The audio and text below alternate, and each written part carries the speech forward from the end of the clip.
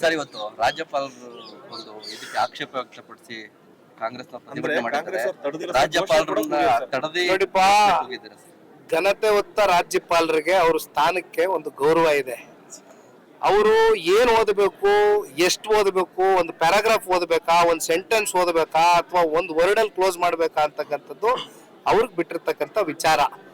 ಎಲ್ಲೋ ಒಂದ್ ಕಡೆ ಅವ್ರಿಗೆ ಮುಜುಗುರ ತಂದು ಕೊಡ್ತಕ್ಕಂಥ ಸನ್ನಿವೇಶದಲ್ಲಿ ಅವ್ರನ್ನ ದೂಡದಂತ ಸಂದರ್ಭದಲ್ಲಿ ಘನತೆ ಹೊತ್ತ ರಾಜ್ಯಪಾಲರು ಅವರ ಘನತೆಯನ್ನ ಇವತ್ತು ಈ ರಾಜ್ಯದ ಜನತೆ ಮುಂದೆ ಕಾಪಾಡ್ಕೊಳ್ಬೇಕಾಗಿದೆ. ಆ ನಿಟ್ಟಿನಲ್ಲಿ ಅವರು ಏನ್ ಹೇಳ್ಬೇಕಾಗಿತ್ತು ಹೇಳಿ ವಾಕೌಟ್ ಮಾಡ್ಬೇಕಾದಂತ ಸಂದರ್ಭದಲ್ಲಿ ನೀವೇ ಹೇಳ್ದಂಗೆ ಪಾಪ ಯಾರು ಇಲ್ಲಿ ನಮ್ಮ ಜಿಲ್ಲೆ ನಾಯಕರೇ ಅಲ್ವಾ ಕಂಡಂತವ್ರು, ಅಲ್ಲಿ ಯಾರನ್ನ ಕಂಡ್ರು?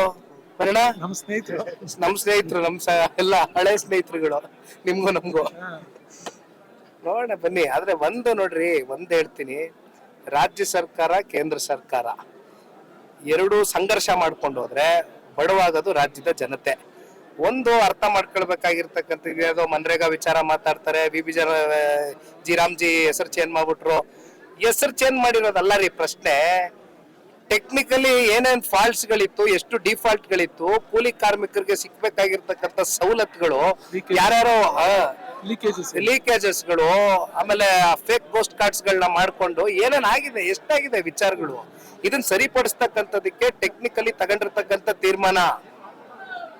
ಅರ್ಥ ಆಯ್ತಲ್ಲ? ಇಲ್ಲಿ ಯಾರ್ದೋ ಹೆಸರು ಬದಲಾವಣೆ ಮಾಡಿ ಇನ್ಯಾವ್ದೋ ಹೌದಪ್ಪ, ಮತ್ತೆ ಇಲ್ಲಿ ರಾಮನಗರ ಜಿಲ್ಲೆ ಹೆಸರು ಬದಲಾವಣೆ ಮಾಡಿದ್ರಲ್ರಿ, ಅದು ಬೇಡ ರೀ. ಮೊನ್ನೆ ಒಂದ್ ಇನ್ಸಿಡೆಂಟ್ ನಡೀತಲ್ಲಪ್ಪ, ತುಮಕೂರಿನ ಕ್ರೀಡಾಂಗಣಕ್ಕೆ ಯಾಕಪ್ಪ ಪರಮೇಶ್ವರ್ ಅವ್ರ ಹೆಸರಿಟ್ರು, ಗೃಹ ಸಚಿವರ ಹೆಸರು? ಅವತ್ತು ಮಹಾತ್ಮ ಗಾಂಧಿ ಅವ್ರ ನೆನಪಿರ್ಲಿಲ್ವಾ? ಮಹಾತ್ಮ ಗಾಂಧಿ ಅವ್ರ ಹೆಸರಲ್ಲಿ ತರ ಇದ್ದಿದ್ದು ಅವತ್ತಿಲ್ವಾ? ಯಾಕೆ ಡಬಲ್ ಸ್ಟ್ಯಾಂಡರ್ಡ್ಸ್ ಕಾಂಗ್ರೆಸ್ನವ್ರಿಗೆ?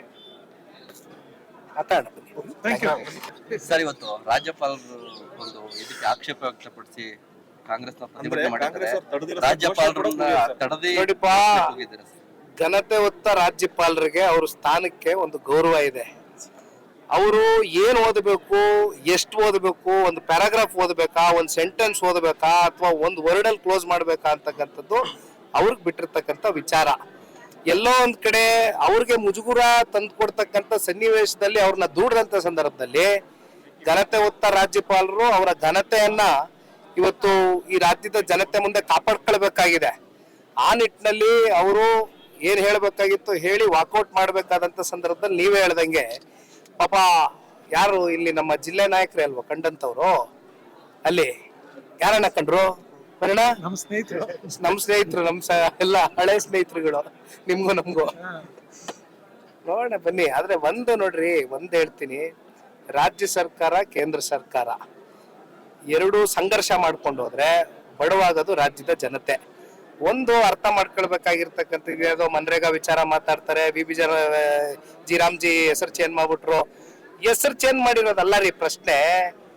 ಟೆಕ್ನಿಕಲಿ ಏನೇನ್ ಫಾಲ್ಟ್ಸ್ ಗಳಿತ್ತು, ಎಷ್ಟು ಡಿಫಾಲ್ಟ್ ಗಳಿತ್ತು, ಕೂಲಿ ಕಾರ್ಮಿಕರಿಗೆ ಸಿಕ್ಬೇಕಾಗಿರ್ತಕ್ಕಂಥ ಸವಲತ್ತುಗಳು, ಯಾರ್ಯಾರೋ ಲೀಕೇಜಸ್ ಗಳು, ಆಮೇಲೆ ಫೇಕ್ ಪೋಸ್ಟ್ ಕಾರ್ಡ್ಸ್ ಗಳನ್ನ ಮಾಡ್ಕೊಂಡು ಏನೇನ್ ಆಗಿದೆ, ಎಷ್ಟಾಗಿದೆ ವಿಚಾರಗಳು, ಇದನ್ನ ಸರಿಪಡಿಸ್ತಕ್ಕಂಥದಕ್ಕೆ ಟೆಕ್ನಿಕಲಿ ತಗೊಂಡಿರ್ತಕ್ಕಂಥ ತೀರ್ಮಾನ.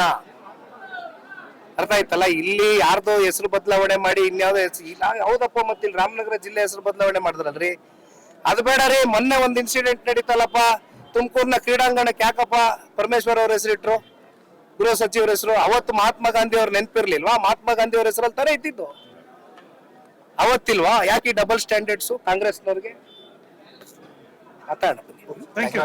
ನಿರ್ಭೀತ, ನಿಷ್ಪಕ್ಷಪಾತ, ವಿಶ್ವಾಸಾರ್ಹ ಸುದ್ದಿಗಳಿಗೆ ಮತ್ತೊಂದು ಹೆಸರಾಗಿರುವ News18 ಕನ್ನಡ ಈಗ ಆಪ್ನಲ್ಲೂ ಲಭ್ಯವಿದೆ. ದಯವಿಟ್ಟು ಇಲ್ಲಿರುವ QR ಕೋಡ್ ಸ್ಕ್ಯಾನ್ ಮಾಡಿಕೊಂಡು ಆಪ್ ಡೌನ್ಲೋಡ್ ಮಾಡೋದಕ್ಕೆ ಮರಿಬೇಡಿ. ನಿಮ್ಮ ಬೆಂಬಲ ಹೀಗೆ ಸದಾ ನಮ್ಮೊಂದಿಗಿರಲಿ. ಧನ್ಯವಾದ.